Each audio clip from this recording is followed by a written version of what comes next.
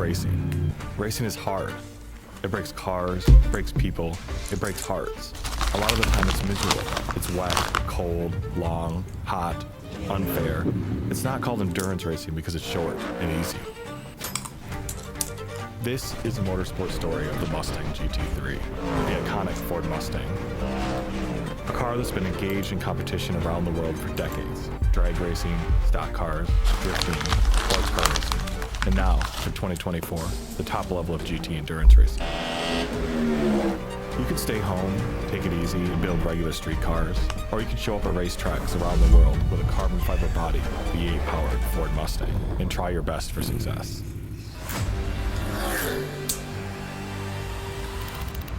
It's almost time to go racing with the new Mustang GT3. The Ford Performance and Multimatic Motorsports teams are 4 months away from the first event with a new car at the Rolex 24 Hours of Daytona.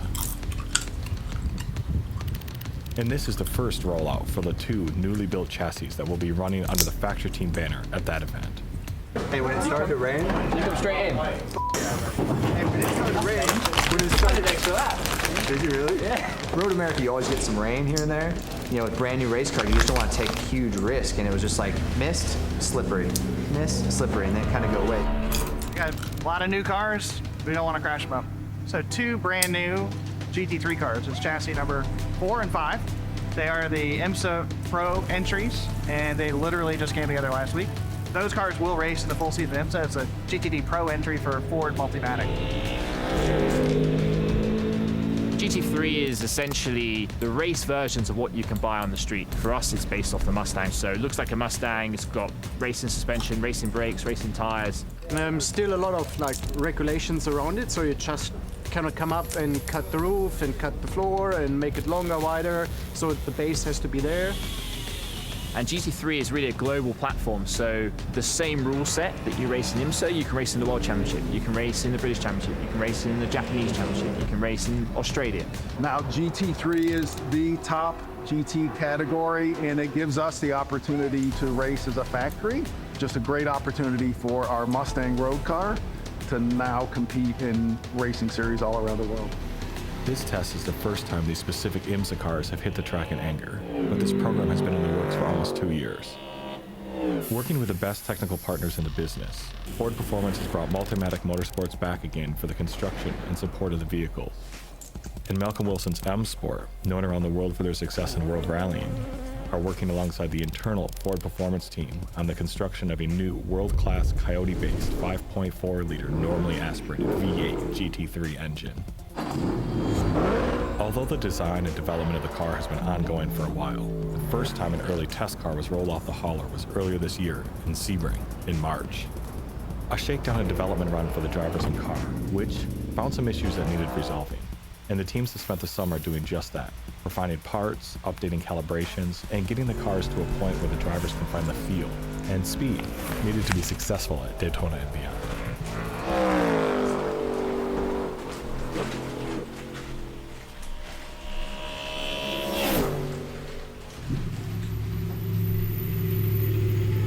Puts the load in the sidewall really nice. I can feel the sidewall tough, but then it's almost like the car over rolls and it gets the rear to go free.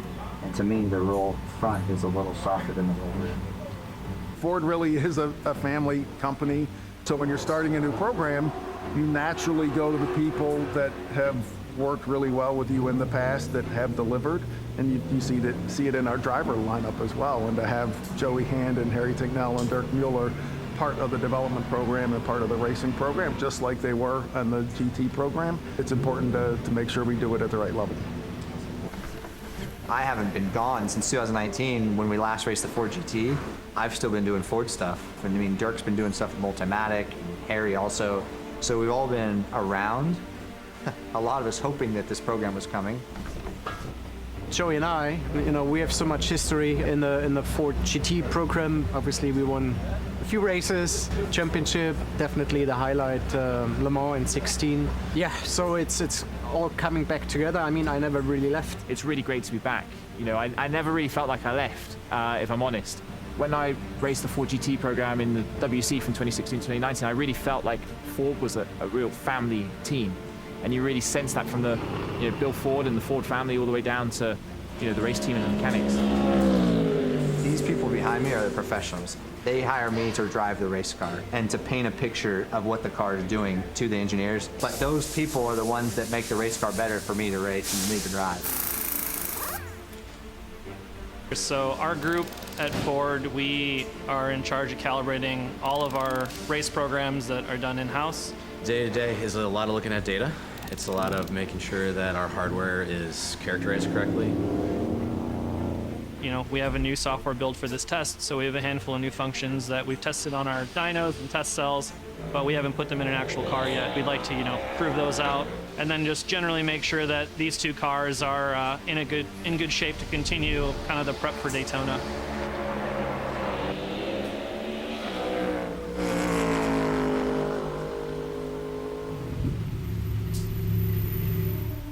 After 3 days at the track, a broken oil line brought testing to a halt. So the oil line that connects the engine out over to the oil coolers, that line separated from the fitting that connects to the engine. So the tube had pulled apart and then just dumped all the oil onto the floor of the car. Thankfully, the driver was able to shut off the car immediately and prevent any further damage to the engine or to the bodywork through any fires. But yeah, right now it's just more of a cleanup and a mess. But that's the best case scenario when something like this happens. You always start out thinking, oh, I left plenty of time. When we laid out the plan, it looked like plenty of time, but you always end up pressed at the end. It feels very tough right now because next month we're homologating and we're testing and we're getting ready for Daytona. The Mustang GT3 isn't just a factory program, though, with all the control and support that comes with it. It's also a customer car for both pro and AM drivers, which means some will be sold to and ran by private teams all over the world. So the car has to be reliable, forgiving, well-supported, and able to fit into all manner of resources, staffing, and needs of those teams. Like Dynamic GT, current SRO GT World Challenge Europe team, who got their first chance to put their drivers in the car the day after the last SRO race in Barcelona. Right! Using that first chassis that was tested in Sebring earlier in the year before being shipped to Europe. The camera is running. I love Ford.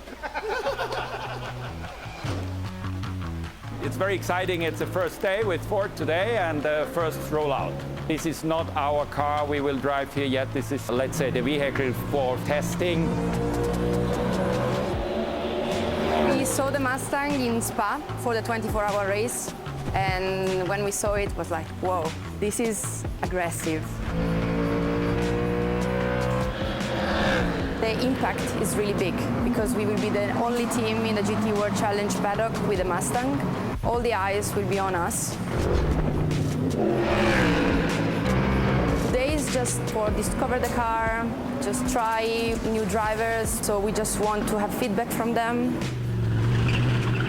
First impressions are good, and with a few laps down, the Mustang around Barcelona is faster than the car they ran the day before in the race. This is way better. Yeah.